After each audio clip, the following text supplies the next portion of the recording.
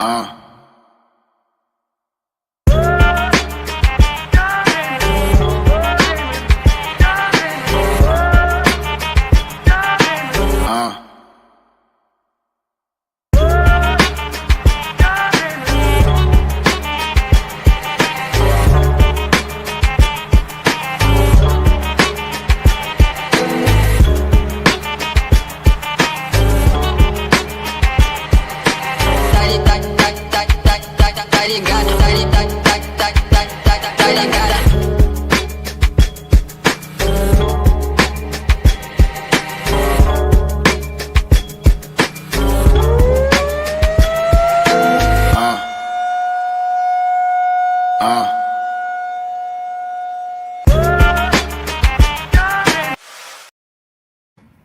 Hey, sports fans, this is Robert with WTP Sports Dudes here live on this Tuesday evening.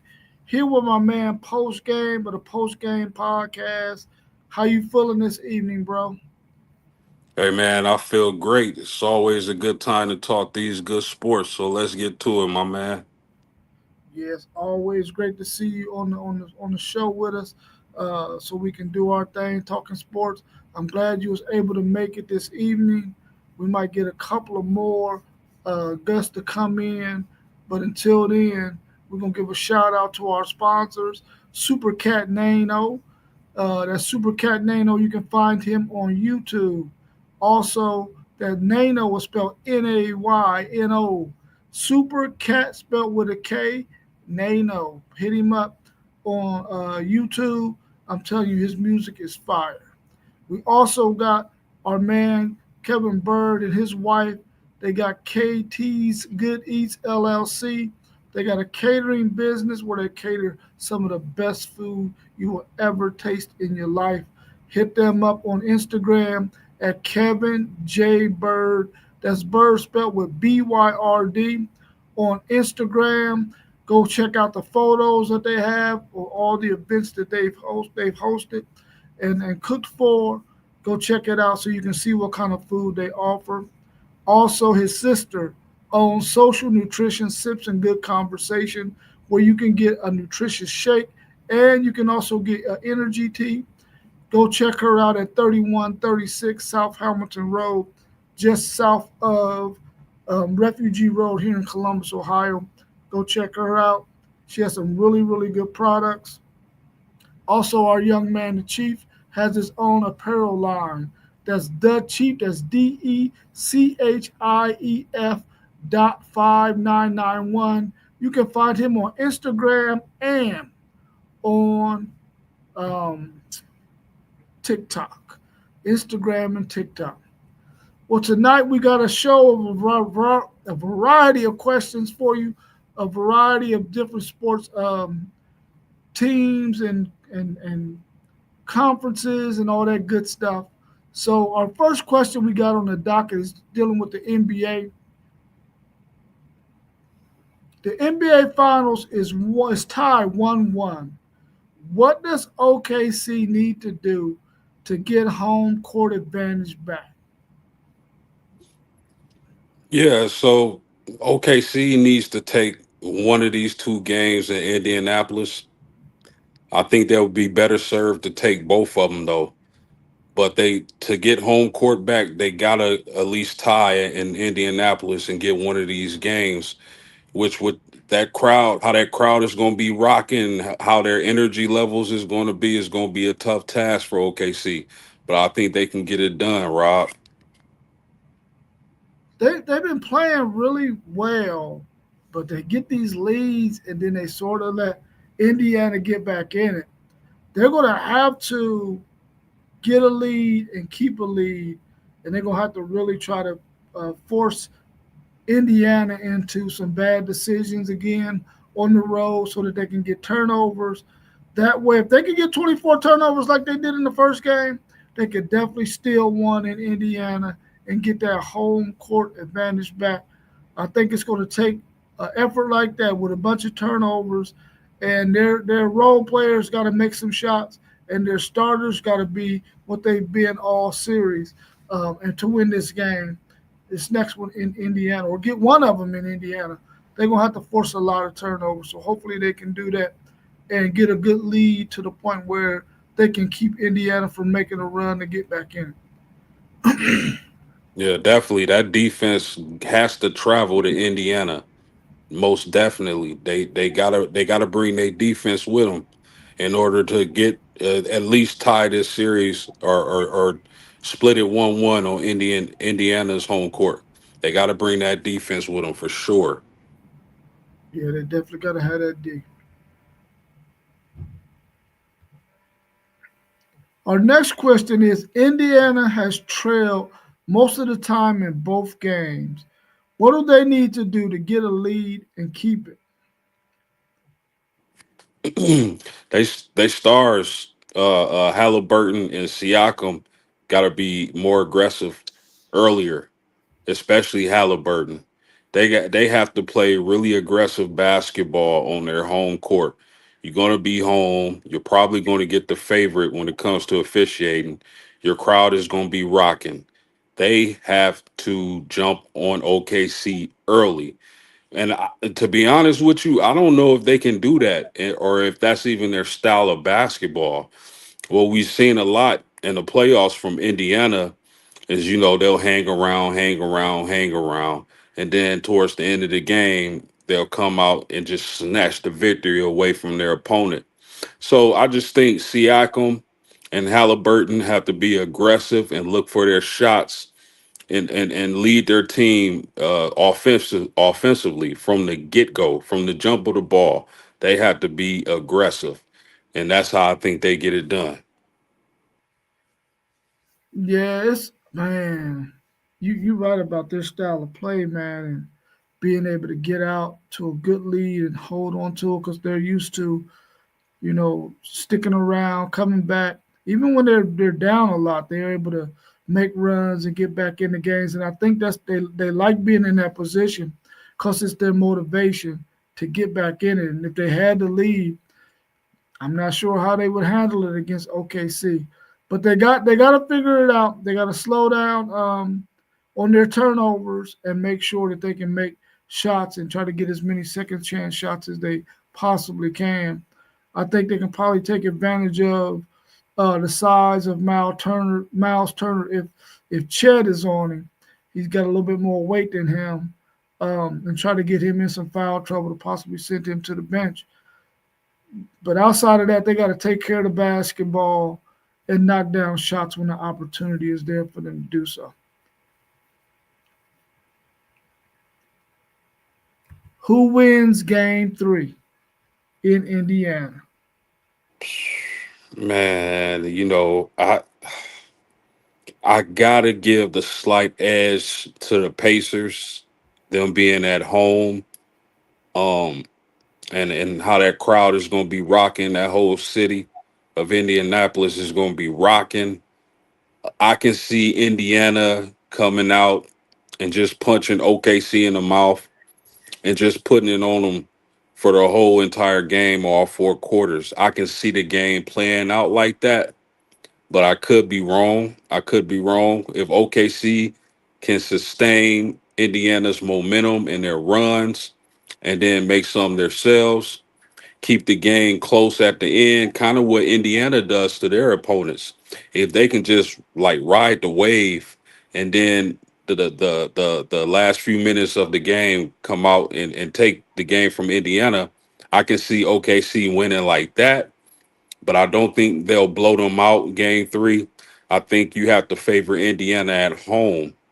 So I'll take Indiana for the win game three, but OKC has to go back to Oklahoma 1-1 on the Pacers home court. So I got Indiana or tomorrow night taking the series lead 2-1.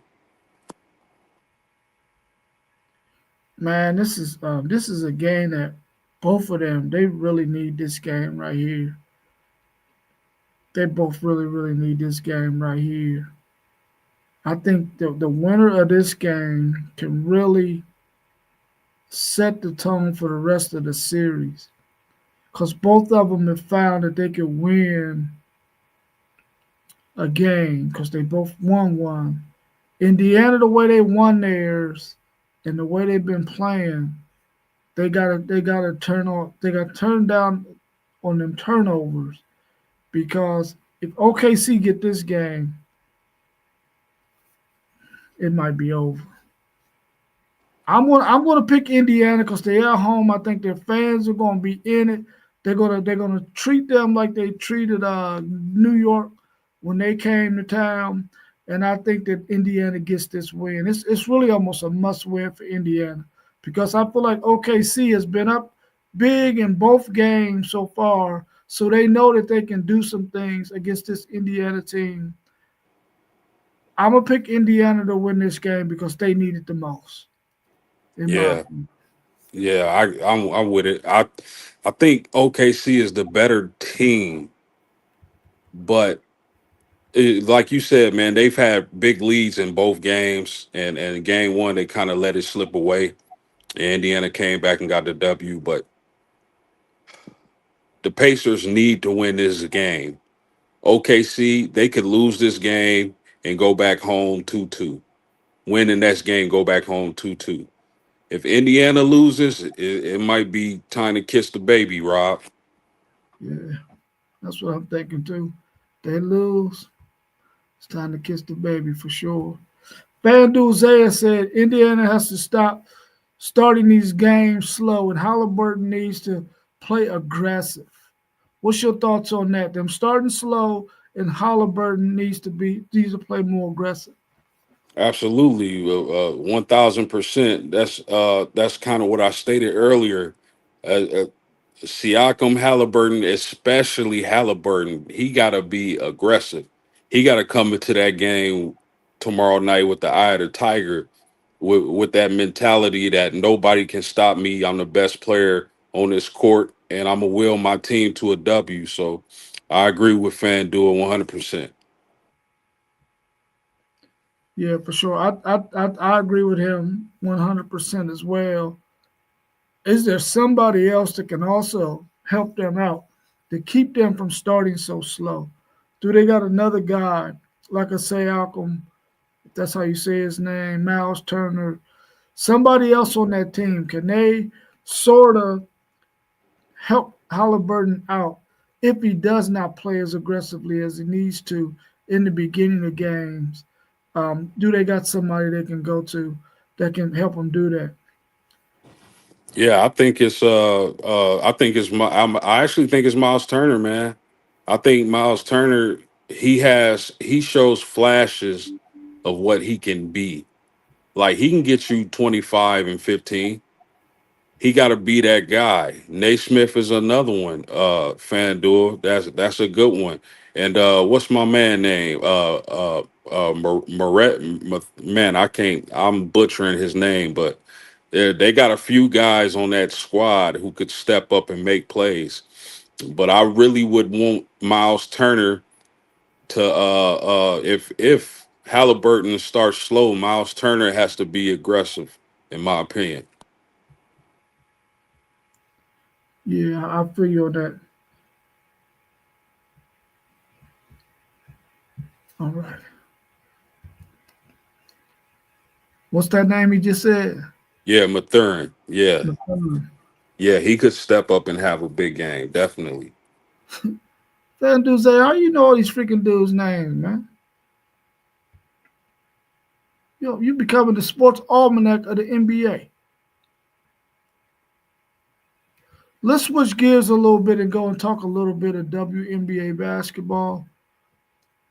What's your thoughts on the WNBA having 44 games in the regular season? Should it be more games or less games? Or is that a good Um, number?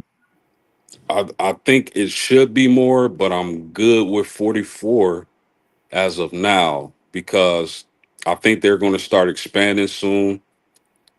I think they're going to add more WNBA teams. They got to continue making progress as far as finances goes.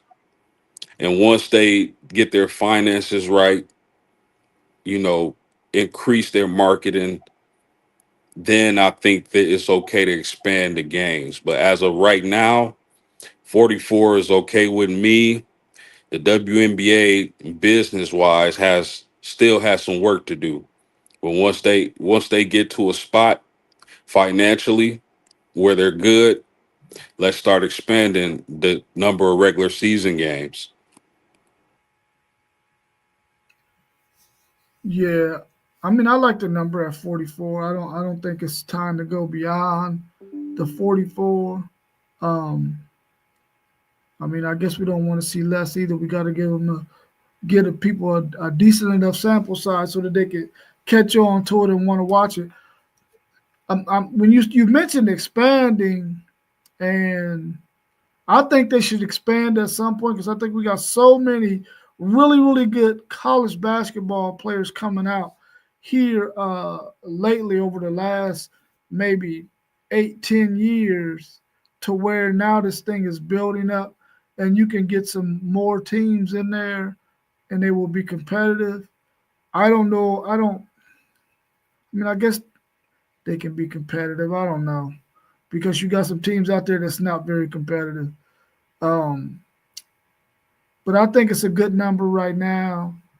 But I would like to see them expand because I would like to see more ladies get an opportunity to play professional basketball after their college career is over. And the more teams you have, that mean the more spots you got, the more women can play in the women's game. So I hope they extend it and expand to a couple of more cities because I'm quite sure there's some markets out there that they can expand and be okay if they added two more teams.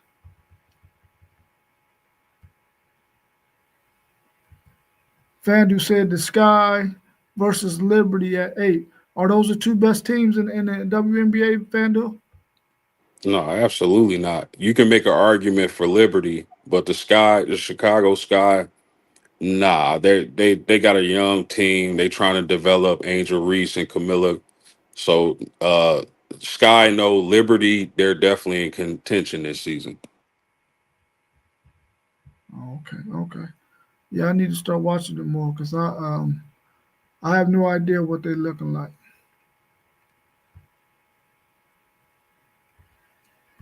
Is the end season tournament, the Commissioner's Cup, something good that adds excitement for the WNBA?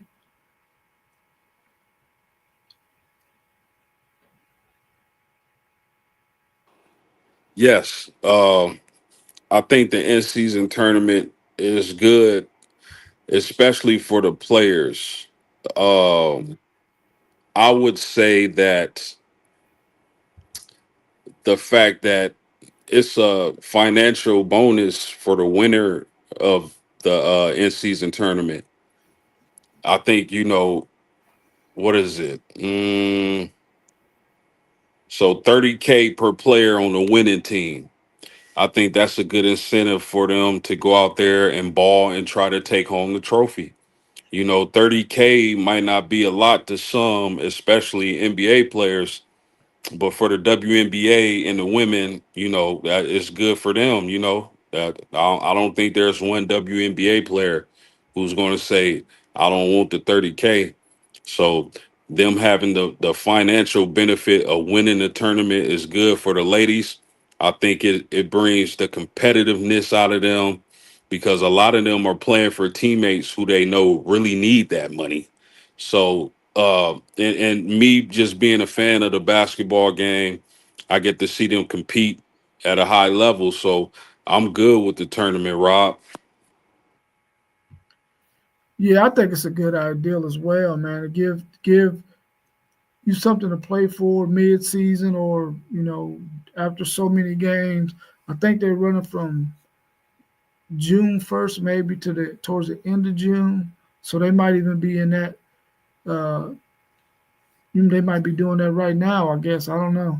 Um, But I think it's a good idea. Anytime you can put a tournament inside of your season, that's gonna make people play a little bit more for an incentive. I think that's always a good idea for them to do. So I like it, um, and I think that maybe at some point they'll be able to raise that total from $30. I mean 30,000 per player to something more like 50. But hopefully the game grows to that point to where they can do that. But I definitely think it adds excitement, um, and it might give somebody some hope for what they can do at the end of the season to possibly win it all. So hopefully, they continue it and it keeps going.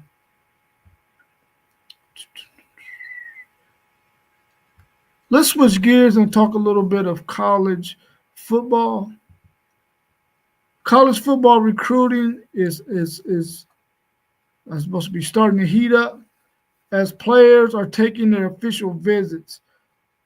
What news are you hearing about your team? What are you hearing about Notre Dame in recruiting so far with all these official visits that's taking place now?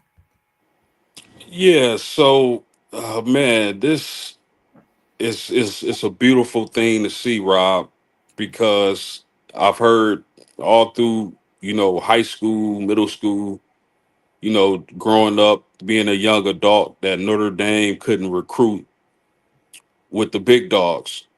And, for a long time, that point was valid, man. It was always a reason. Oh, well, nobody wants to play in the cold Midwest. Well, Ohio State and Michigan doesn't have that problem. Y'all academic standards are too high. Well, have you seen the players Notre Dame has been getting under Marcus Freeman? I've never been more excited about the Notre Dame program. Plenty of highly touted players are coming in for visits this month. You got Akine Agbaka. I'll probably butcher that name, but he's a 6'6" tackle out of South Carolina. Notre Dame doesn't traditionally recruit out of there, but I think he's like a top five tackle in the cycle.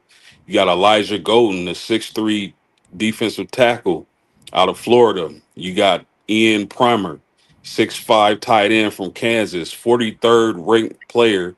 That we really need to get him. 43rd ranked player in the country, the third tight end in the country, and the number one player out of his state of Kansas. So that would be a huge get for Marcus Freeman, the Irish.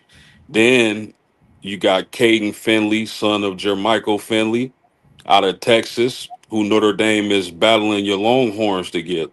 That would be a key pickup I because didn't know that. yeah. So that's a battle that I'm going to be watching closely because there's two positions I think Notre Dame really has to hit on, and that's the wide receiver position and the interior defensive tackle position. And we got some studs coming up for a visit this month. Now, on the negative side, Thomas Davis Jr., the son of Thomas Davis from the linebacker for the Carolina Panthers. He's committed to the class currently, but last week he took an official visit to Georgia. So he's on flip watch, and I would hate to lose a player of that caliber. So I got my eyes on Thomas Davis Jr. Outside of that, I'm loving where Notre Dame is at on the recruiting trail. Marcus Freeman can do no wrong with me. So that's that.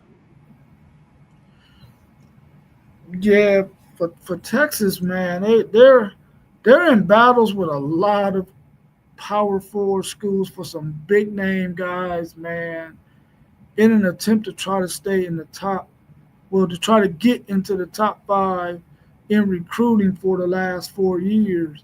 Well, this will be the fourth year that they got an opportunity to be in the top five.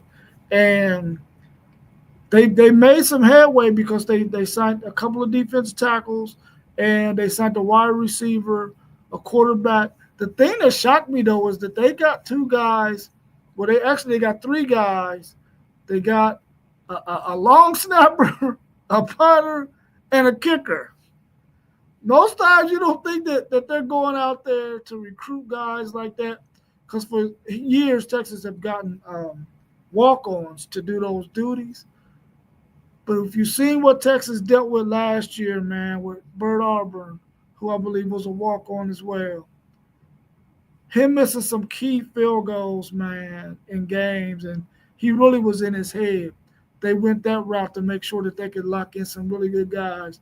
But we're in some real serious battles for some offensive linemen that we really need to get. We want to sign 5 offensive linemen in this class. We already got 2, but there are 3 really, really big names out there, man, that we need to get. And the main one for me is turn time out of Texas. We got to get that guy to sign with Texas. And I think if he signs with us, then or commits with us, then we can get some other dominoes to fall so we can see where we're at. Because I think a lot of teams are waiting on him, and there's another guy out there. I can't remember his name right off the top of my head. That's an offensive lineman. That wherever these guys go, then it's going to be like a domino effect. Other guys are going to go ahead and commit to some of these other schools.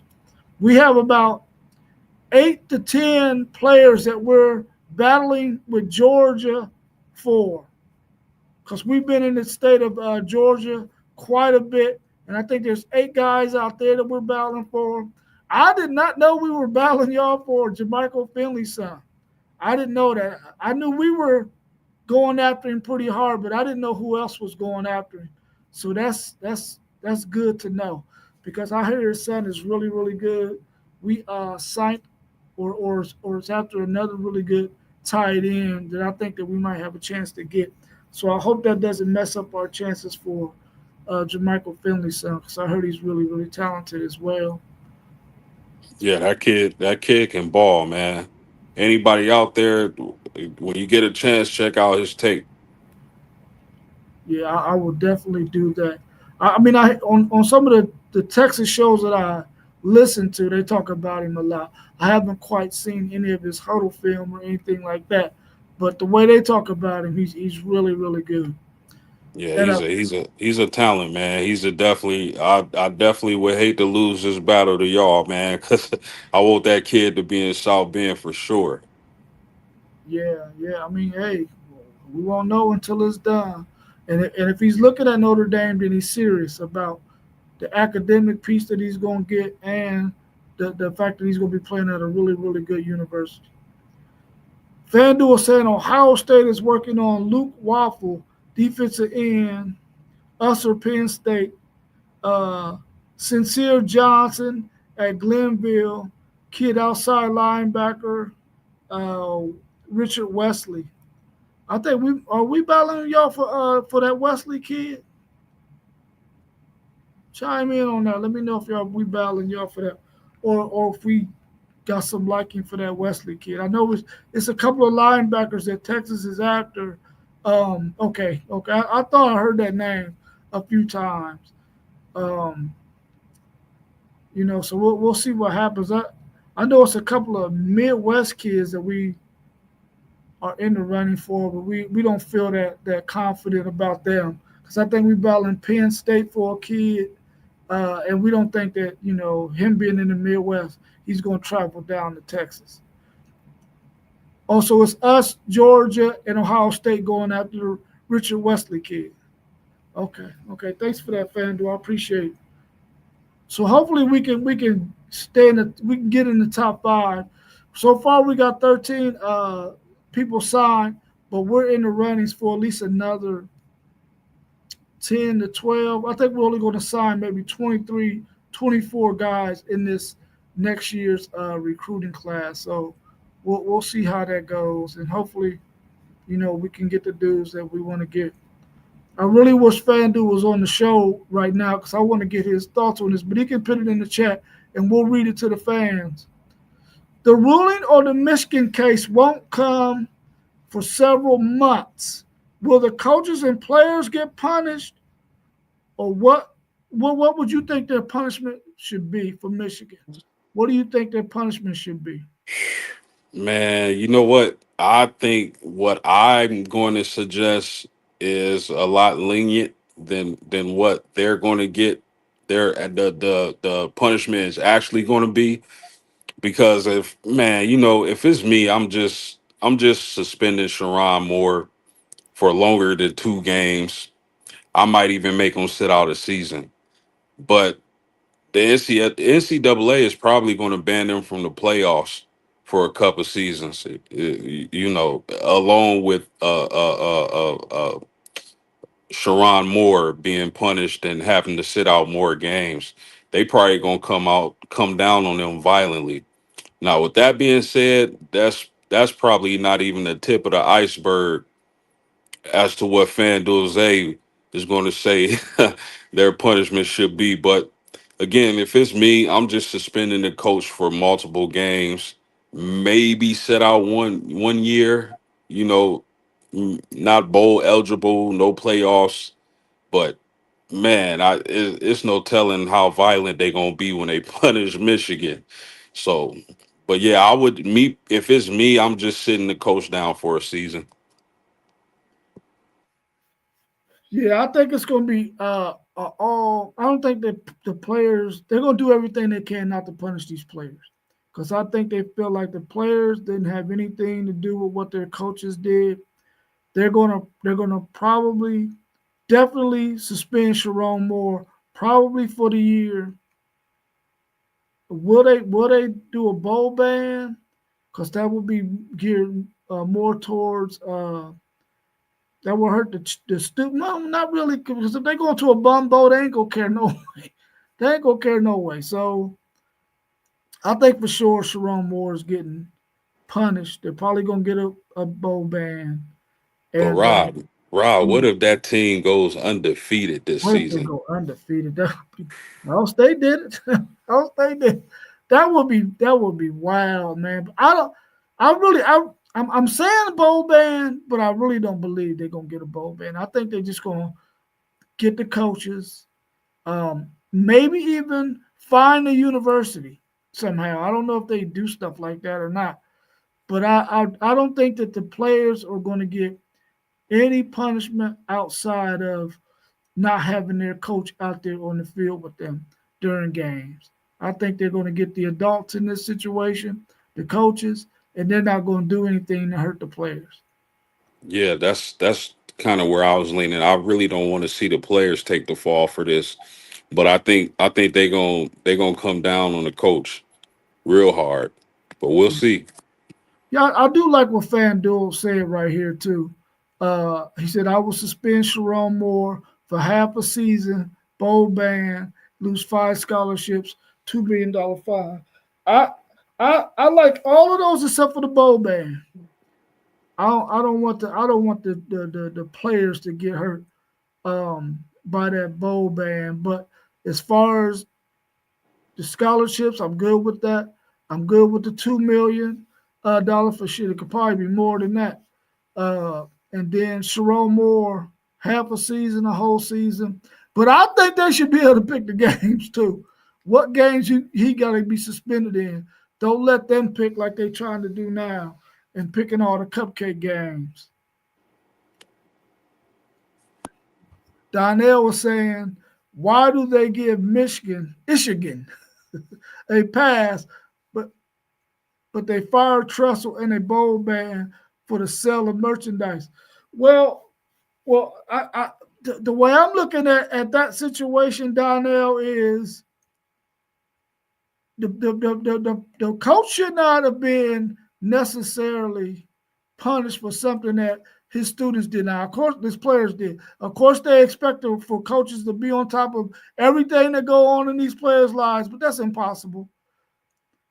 But as far as them getting a bowl ban, the players did something that was illegal. So the players should definitely get some sort of punishment. And I think that was the bowl ban was a good punishment for them. But I don't think Trussell should have got in the kind of trouble that he got into. I don't think that should have happened. Or even they could have just forfeited all those games that year. It shouldn't have to necessarily be a punishment for that next year. It should have been something that they could have did to forfeit games the season in which these players were selling their memorabilia. But then again, I don't think nothing should have happened to them, really. I mean, it was their stuff. They could do whatever they want. It's theirs. So I don't think Yeah. anything should have happened on Ohio State, actually. But I do get your point, though, Don B. But right now, we know that the NCAA is not as strong as it used to be. That's why they took so long with this for one. And they probably aren't going to do a whole lot because they really don't have no teeth. They're lying with no teeth. Yeah, I agree with that 100%.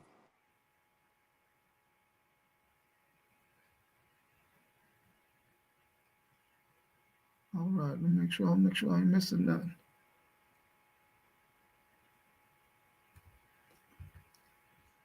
Do you think colleges will start offering signing bonuses if a player commits since the House settlement was passed and changed some things? Wow, man. Um, Listen, you asked a question a week or two ago, and you asked, I think it was if Texas was paying, um, let's just replace Michigan. The fan duo. But you asked the question if Texas was paying their players 40 million, right? Yeah, The reason why I said they probably were is because I'm not sure that players aren't getting paid under the table right now. Like, you know how you have an NIL deal, they sign that, they get whatever amount of dollar they're going to get from the school. How do we know these players aren't getting the additional amount of money under the table? Am I I'm this is just my thoughts. Am I off on this? Like, how do we no, know you're that? not. Listen, that bag of money, bro. That bag of money's still getting given out, bro. It's still Oh yeah. being given out. Oh yeah. So it could be in a situation where, okay, this QB signed a $2.5 million NIL deal to play at, I don't know, Missouri. But in addition to that, hey man, you come here, the number under the table is gonna be another five, another three. These schools got money like that, man. So offering bonuses to sign, I could see that, and I would not be surprised if that currently goes on. Yeah, I mean, of course, if they are doing that, it can't be no reported money. You know what I'm saying? There got to be some money that, hey man, listen, we can give you X amount of dollars. Your NIL deal is going to be this, but it's actually going to be this because we're going to give you this bag of money. You know what I'm saying? It's definitely happening, bro. It's definitely happening. But as far as this signing bonus thing goes, there are coaches out there that saying it's a loophole in this daggone agreement to where you could you could offer a kid a signing bonus if he commits to your school. That sounds crazy as all get out, bro. Even though they know they're gonna get an NIL deal, you can get them a signing bonus, and instead of that money being stretched over the season, they can get a lot more money up front in order to get them to commit to your school. I think that's kind of flaky. Yeah.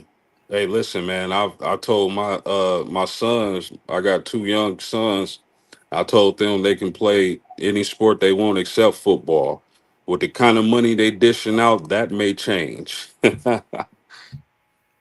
Yeah, FanDuel saying with the system constructed how it is, there will be $40 million. Oh hell yeah, it's gonna be $40 million rushes.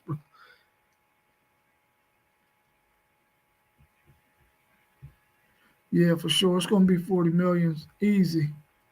Let's see what he's saying here. He said the endorsements that businesses dish out and the 20.5 million cap easily could get to a total of, yeah.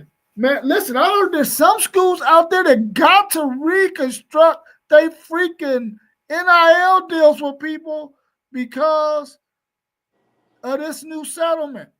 However it's written, whatever they've done to acquire some of these NIL packages for these students, they got to redo them. like 80, 90% of these daggone NIL contracts. They got to redo them because of how this house settlement agreement is written. That is nuts. That you got to go to some kid and say, "Hey, listen, we got to rework this thing."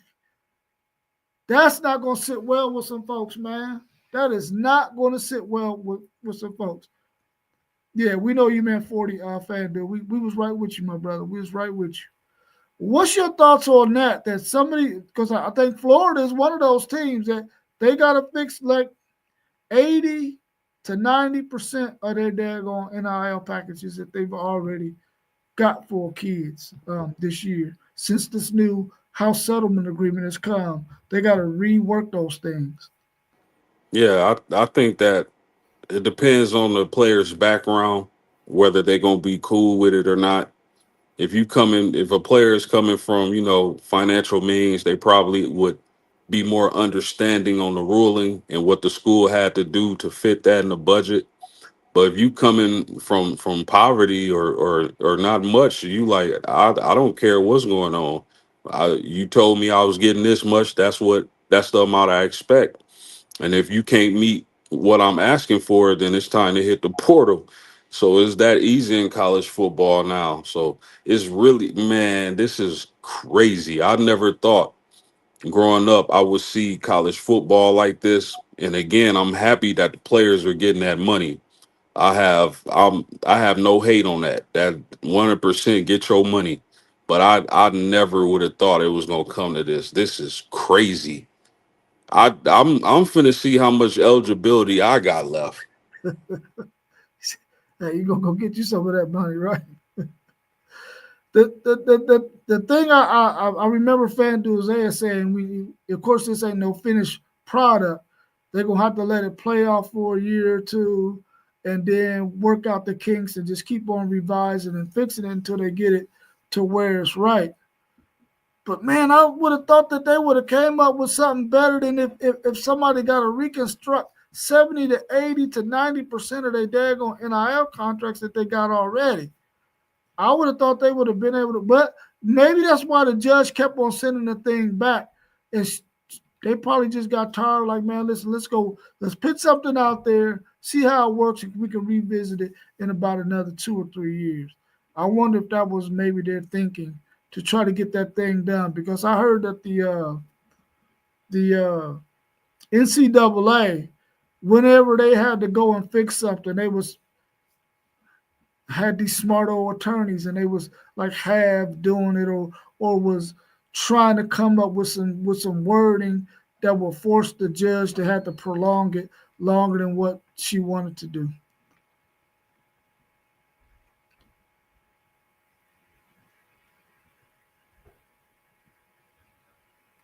Let me see what he's saying here. He said Donald Trump and Nick Saban will do something before he gets kicked out of office. I'm quite sure he's gonna try to, for sure. I mean, Yeah, I heard about Nick Saban running to the White House crying about NIL and all that. They probably will get something done, but I don't like it. yeah. I mean, I'm almost in. I mean, I want to see people like Nick Saban, Rick Neuheisel, Mac Brown, people like that, to sit down and try to make some things happen. I don't necessarily. I think, see, this is where I have an issue with the NCAA. Dude, you got these dudes there at your disposal. Go, you should be the one talking to them. President Trump shouldn't have to do nothing. NCAA should be able to say, listen, this thing is getting to be looking crazy. We need guys who understand this system a little bit better, because you've been on the other side of it with the players. What can we do to fix this thing? And I'm quite sure Rick Neuheisel, who is an attorney, is brilliant. Him, Nick Saban, Mac Brown, maybe another two people could possibly make this thing a lot better than what it is right now. I would think, but I could be wrong. What is house settlement? Will the group of five teams benefit greatly from this house settlement? Are they going to benefit from it? in a way that it's going to help them be more competitive and get to the point where they might even get more than one person, one team into the college football playoffs? Can they get competitive? It depends on their financial situations because the smaller the school, the smaller schools are talking about getting rid of athletic programs just so they can meet the budget requirements. So it all depends on your financial situation, um, whether they benefit or not. If they can play as far as with the money, if you can play with the other bigger schools with the money, then you should be fine. But if not, they're gonna be in trouble. A lot of them, and this may be the birth of super conferences. Mm, okay, okay. That should say group of six, but it says group of five because now it's a group of six and not a group of five anymore. Was it? Is it going to help them? I mean, I would imagine it would. They've been getting more money than what they've been getting, but at the same time, are they going to be able to effectively use that money, or is it going to get burnt up on trying to go after players that they normally would not get? Do you think they're going to possibly do that? And I think that's part of our next question. So let me bring that up, and then we can sort of tackle them both at the same time. As a group of 16, what would your pitch be to players who may not have a lot of Power Four offers now that the House settlement has passed? What should they do? I mean, Man, now they that got a little bit of money to work with. What should they do? man, listen, if I'm a coach on one of those schools for one of those schools, I mean the only thing you can really tell them is come be the face of the program. If you got a passing offense and you trying to get an elite quarterback, hey man, we may not be able to offer you X Y Z, but come be the face of the program. Come break all the passing records. You can start from day one, as opposed to going to a Big Ten or SEC school and having to battle for the job. You come to my school, the job is yours. So I mean, it's little things they can do. I don't know how successful they'll be, or I would be as a coach trying to get one of those kids to my school. But I mean, hey, look at the Steph Curry Davidson situation. Kawhi Leonard, switching to basketball, Kawhi Leonard at San Diego State, come be the face. And, break all the records. You'll start right away. That's about all you can say to a kid like that, man. Yeah, I think as a group of six, I'm going to go out there and find as many 3 stars as I possibly can, and I'm going to offer them something more, a little, maybe at least as significant as Power Four school, with the fact that you're gonna get to play, and eventually you're gonna be able to move on from here and go and play at this Power Four school that you might be looking to play for. But at least you can get you some rec in, and you ain't, and we're gonna develop you to the point where you're gonna be better off by the time you get there than what you are right now. And they probably don't want to have to use up no space and time for you right now on their roster. So you might as well come here, get as much playing time as you can get for a year or two, and then boat over there. If I was a Power Six school, I mean a Group of Six school, that's exactly what I would be telling them. You're gonna be able to get as much money as they would give you there, and you're gonna get some playing time though. You're gonna get to play right off the rip and get some burn. And then if you decide you want to go, you'll be able to go, but you'll have some tape to show that you can play. Maybe that'll work. I don't know. I don't know. It probably won't work. You think it might have a better chance in basketball though, as opposed to football. We Oh, even though BYU got a bag too. I was surprised they got the number one player in the country in basketball to come to that school. Yeah, So, yeah, he sure did. I'm like, I never would have ever thought that, but they got a bag. I was telling, I think I was telling FanDuel that the Mormons, man, they got bread, bro. They got bread. They run a whole freaking state. Any other things you want to cover before we go ahead and wrap it up? no, not off top. I don't have anything. Okay, let me. I think I got. I think I heard something that I wanted to discuss. I got to think about it for a minute. So there's been a lot of discussion about um, just these players in general. If certain things happen, like say for instance, Michael Jordan never would have went to play baseball, would the Bulls won 8 championships? What if Kobe Bryant never got traded to the Lakers? Would he have been able to help the Charlotte franchise? What if Steph Curry's deal with if he would have passed the physical to go to the Milwaukee Bucks, would he have had the kind of career that he had, and would they would have got end up getting Giannis? Stuff like that. Um, well, that's good stuff, man. Let's tackle the Bulls first. So those 2 seasons it was 2 seasons, right? Two MJ seasons. was out. Yeah. Yeah, the Houston Rockets won those championships. And I think that's the team that gave the Bulls the most trouble during that time. Would Michael Jordan have won 8 championships in a row? Bro, it's probably a handful of athletes I don't bet against.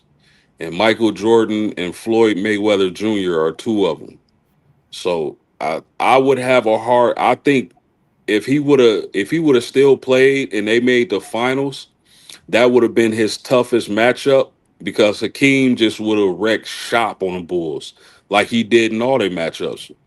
So I I still would think Jordan and the Bulls will find a way to win, but definitely those Houston Rocket teams would have been their biggest struggle for sure.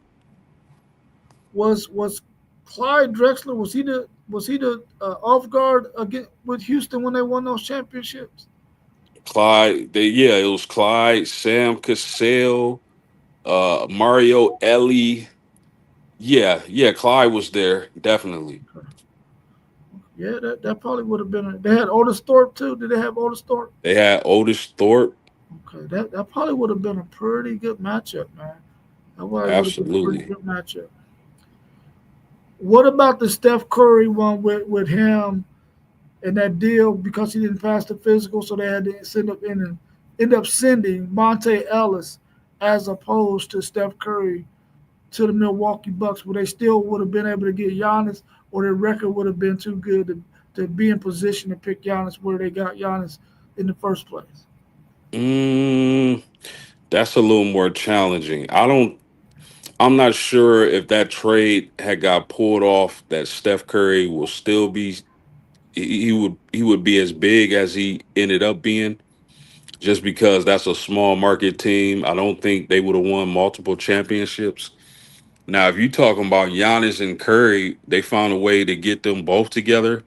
They might be going on a run right now still. So it might have started off slower. Maybe you see LeBron James with more championships. But these back last few years, as long as Giannis and Steph were healthy, I think that pairing would have dominated. Steph Curry still would have been Steph Curry, but I don't think he would have had as many championship appearances as he does with the Golden State Warriors. Yeah, I agree with you there. Do you think Kobe Bryant would have had the career that he had if he would have not got traded from the Charlotte Hornets to the Los Angeles Lakers? Um, see, that's man, I Kobe Bryant was my favorite player to watch growing up. Um, Would he have had as many championships? Probably not. Would he have still been that killer, that monster, that assassin? Absolutely, because it wasn't on him, it was in him. Kobe had something in him that made him different. That's where they get the Mamba mentality from. He still would have been cool with Jordan. And I actually he probably would have finished higher statistically because had he stayed with Charlotte, he would have had the ball in his hand probably from day one, as opposed to going to the Lakers and having to sit. So will he have five championships? Probably not, but his statistics might have been better had he stayed and not got traded by Charlotte. How about this one? If Magic Johnson had never so-called got HIV, would they have won another championship or two? Oh, without a doubt in my mind. I think he could have at least got one more. Absolutely.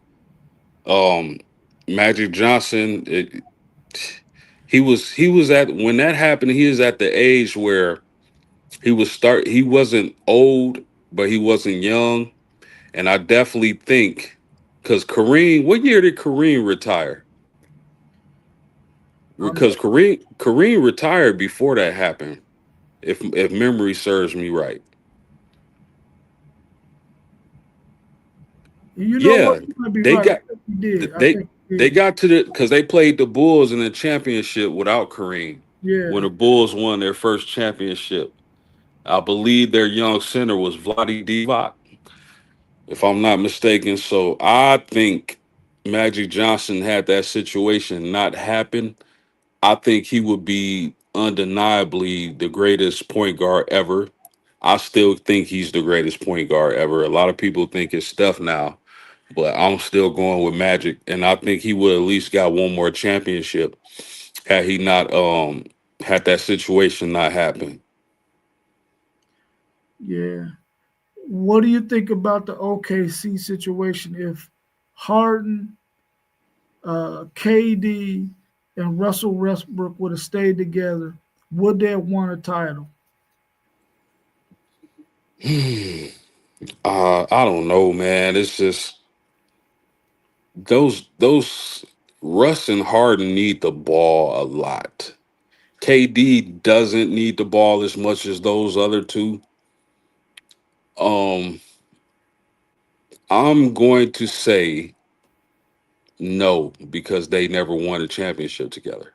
I know Harden wasn't the Harden we had that he became later in Houston, but I'm going to say no because of egos, them Westbrook and Harden needing the ball a lot.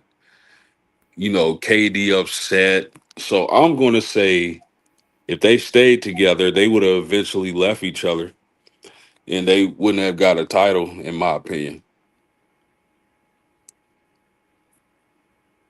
What about, and I think, I mean, they could have kept Harden as a six man anymore. He eventually would have had to become a starter.